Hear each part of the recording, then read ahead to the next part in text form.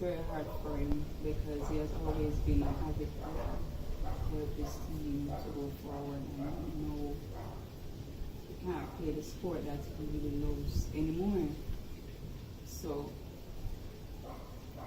it's very hard for someone who has always been active for most of his life, and for him not to be even, he can't be able to keep the ball anymore. It's really, really hard. As a parent, though, it was just as hard for you.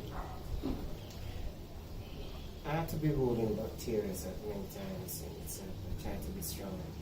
You know, I had to see him returning to the condition that he is. It's very hard felt in itself though, for me to really gravitate.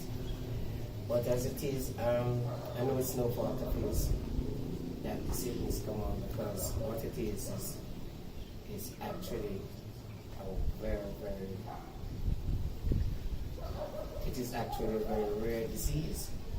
You understand me? You know, the question where it from, you do ask the same question. You have to do intensive reading on it, just to see